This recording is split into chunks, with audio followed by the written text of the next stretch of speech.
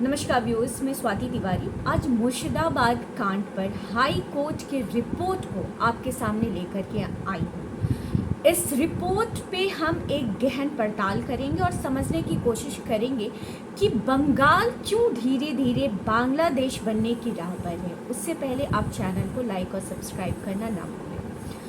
11 अप्रैल को मुर्शिदाबाद पश्चिम बंगाल में हिंदुओं को टारगेट करके आगजनी, दंगे और हत्या की घटनाओं को अंजाम दिया गया था। यूँ कहें तो इसकी शुरुआत 8 अप्रैल को ही कर दी गई थी, जब NH-12 को जाम किया गया था और पुलिस के ही मुताबिक, पुलिस ने जो बयान दिया है कोर्ट में उसके हिसाब से पुलिस के ही हथियारों को, पिस्टल को और उनके डंडों को छीन करके उन्हीं पे आक्रमण करने का प्रयास किया गया स्थानीय लोगों के द्वारा।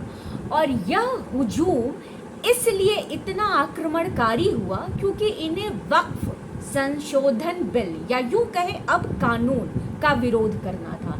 एक गलत फहमी पूरे इलाके में फैलाई गई कि केंद्र सरकार एक नया कानून ला करके, वक्फ संशोधन कानून ला करके देश की तमाम वक्फ संपत्तियों को छीनने का प्रयास कर रही है और वो सारी संपत्तियों को केंद्र सरकार अपने अधीन लेना चाहती है।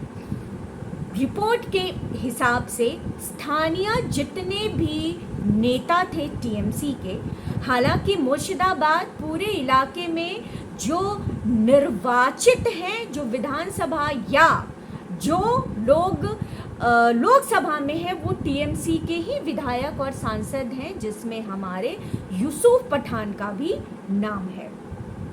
तो इन लोगों के सह पर, स्थानीय पार्षद TMC के सह पर लोगों को भड़काया गया। 8 अप्रैल के बाद 11 अप्रैल को सुनियोजित तरीके से हिंदुओं के 1-2 नहीं बल्कि पूरे के पूरे 113 घरों को टारगेट किया गया, आगजनी की गई, उनके संपत्ति लूटे गए।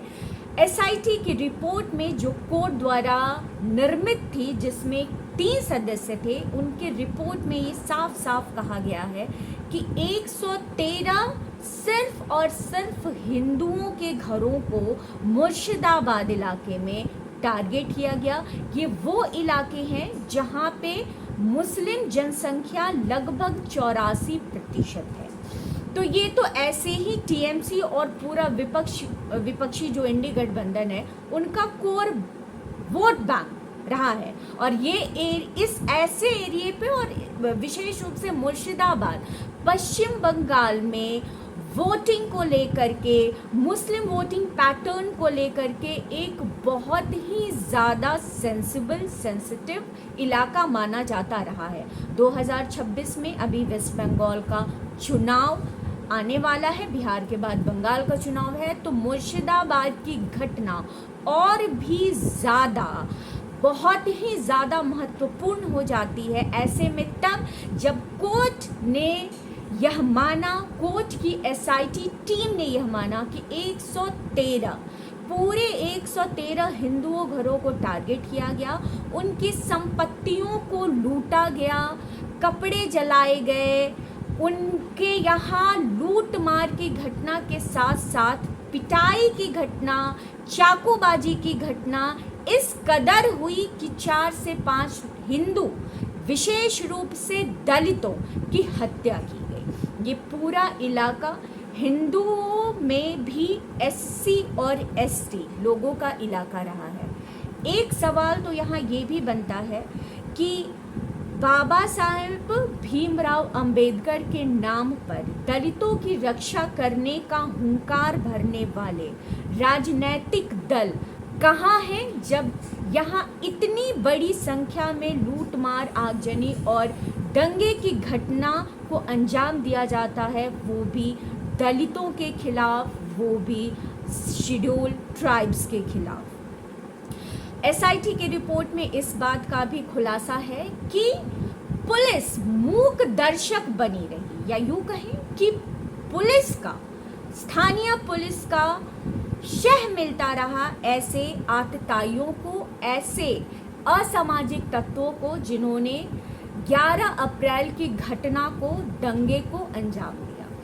पुलिस ने कोई भी स्थानीय सहायता नहीं पहुंचाई। जो आग अराजक तत्व लगा रहे थे वो कहीं बुझा न दिए जाए, इसके लिए वाटर सप्लाई तक को भी डिस्कनेक्ट किया गया। और ये बात रिपोर्ट में बहुत ही प्रामाणिकता के साथ, खुलासे के साथ की गई है।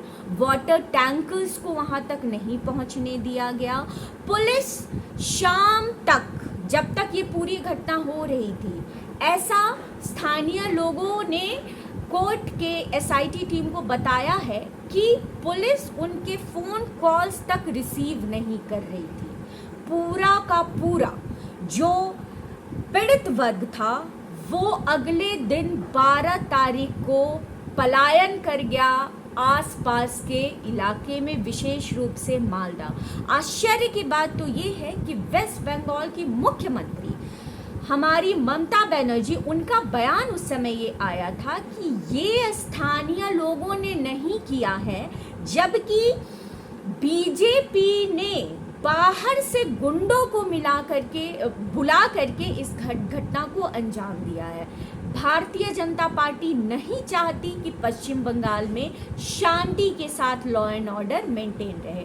ममता बनर्जी के वोट की राजनीति, तुष्टीकरण की राजनीति इस कदर हावी थी कि उन्होंने आंख पर काले पट्टी को तो लगा ही लिया था। मुर्शिदाबाद में जो पीड़ित थे, जो घायल थे, जो लोग इससे प्रभावित हुए, उनसे मिलने तक नहीं जा पाई।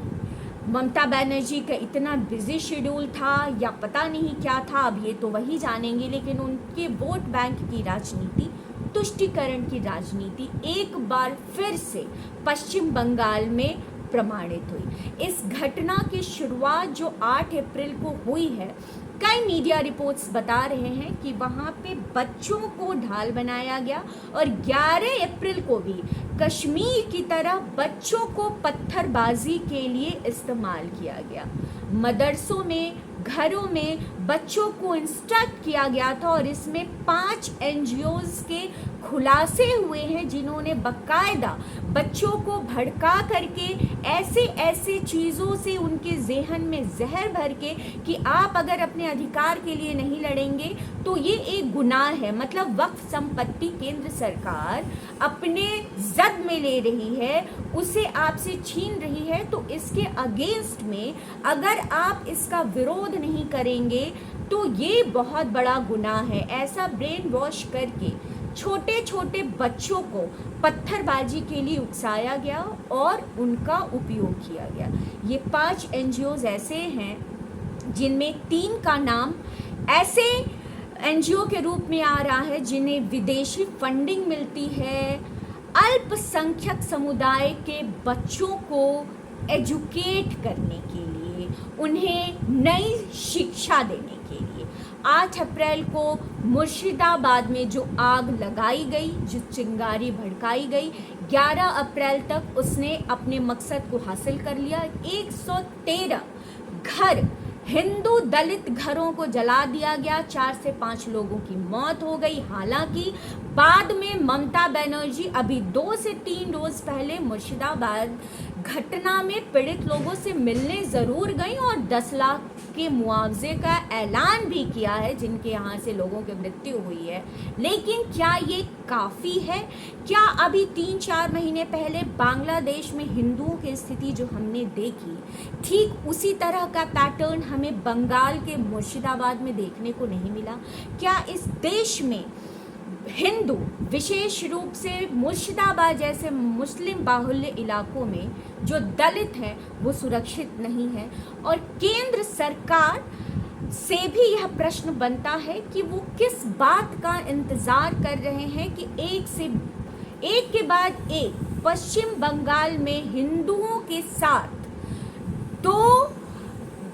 दो तरह का व्यवहार करने वाली राज्य सरकार के प्रति वो कोई एक्शन नहीं ले पा रहे हैं। 12 अप्रैल को भी हाई कोर्ट ने स्वतः संज्ञान लेते हुए अतिरिक्त सुरक्षा बल को इलाके में भेजा था, जिस वजह से इस दंगे पे काबू पाया जा सका और हिंदुओं की रक्षा हो सकी। तो केंद्र सरकार किस बात की प्रतीक्षा कर रहा है? वो क्यों नहीं पश्चिम बंगाल की राज्य सरकार पे कोई एक्शन ले रहा है या राष्ट्रपति शासन लगा रहा है, या वो लगभग 1 साल का इंतजार कर रहे हैं कि अब की चुनाव होगा तो शायद भारतीय जनता पार्टी, शायद एनडीए की सरकार वहां बन जाए और तब शायद वो हिंदुओं के हितों की रक्षा कर सके। पश्चिम बंगाल का चुनाव हमेशा रक्त रंजित रहा है, वो वाम सरकार हो या अभी समकालीन जो टीएमसी की सरकार, जो ममता बनर्जी की सरकार है वो रही हो। रक्त रंजित पॉलिटिक्स बंगाल की, ये पूरे देश के ताने बाने के लिए, पूरे देश की एकता अखंडता के लिए, पूरे देश में हिंदुओं की सुरक्षा के लिए किस तरह से हिंदू इसे देखेंगे ये तो वक्त बता ही रहा है, क्योंकि हर तरह से विरोध की आवाज़ आ रही है। लेकिन उम्मीद करते हैं कि 2026 में बंगाल का जो चुनाव होगा उसमें और हिंसा की घटनाएं नहीं होंगी और ममता बनर्जी की सरकार नींद से, गहरी नींद से जागेगी और समझेगी कि हिंदुओं के हितों की रक्षा करना, मुर्शिदाबाद जैसे जगहों में दलितों के हितों की रक्षा करना भी उनका ही कर्तव्य है। नमस्कार।